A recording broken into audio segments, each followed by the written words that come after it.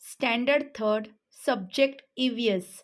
So students, in the last lecture we have learned about directions and maps. So students, today we are going to learn how to understand time in our lesson number 5, understanding time. So students, time is divided into three parts. The time that has gone is past. The one that is going on is the present, and the one that will become is the future.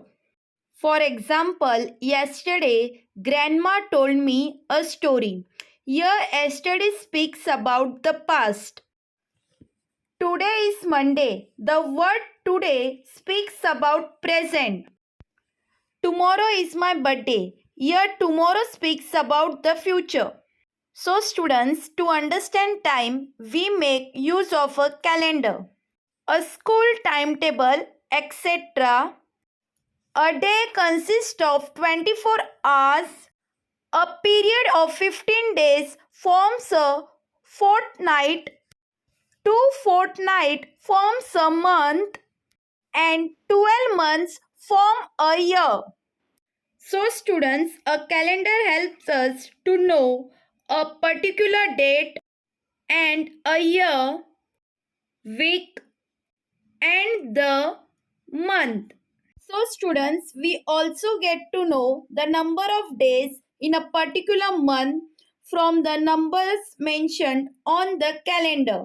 Example, January, March, May, July, August, October, December are the months of 31 days, while April, June, September, and November have 30 days.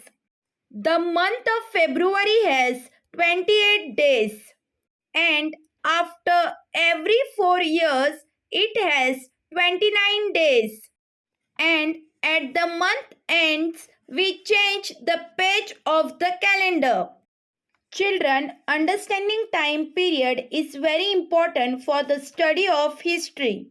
Many a time, ancient statues, utensils, coins, and pots heard are found by digging grounds for construction.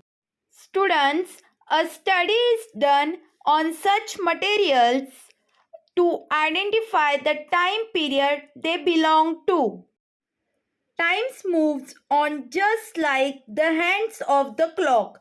We think that the particular incident which will happen in the future, but the same incident happens in the next day. It is present. In the same way, an incident which takes place in the present becomes the past to the next day. The best example of this is the newspaper. Today's newspaper gets old tomorrow, but if we need to refer some information or incident that has happened in the past, we get back to the old newspaper again and read all the information that is needed. Children, this means today's newspaper or the present becomes the source of knowing the past tomorrow.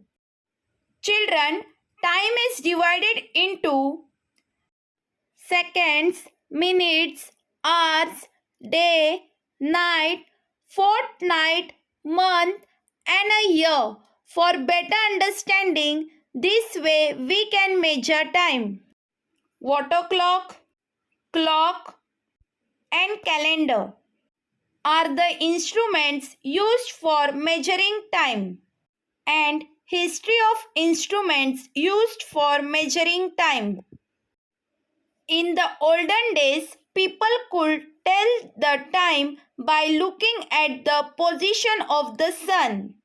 Students, later on in India, people stand using the water clock.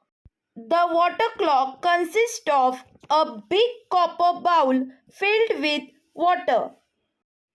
children, into which was placed a smaller empty bowl with a small hole in its bottom. Water from the larger bowl will enter the smaller bowl from the hole.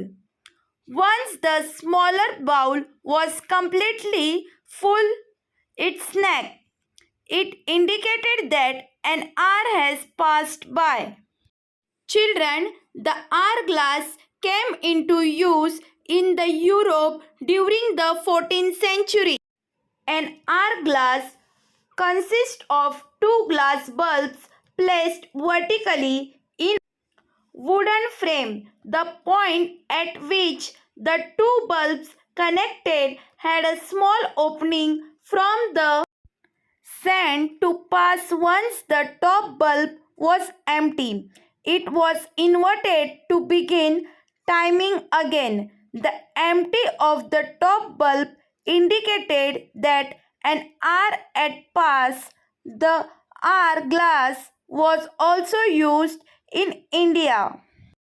Children, later on, during the 17th century, the pendulum clock was invented, and we divide time in different ways for our convenience.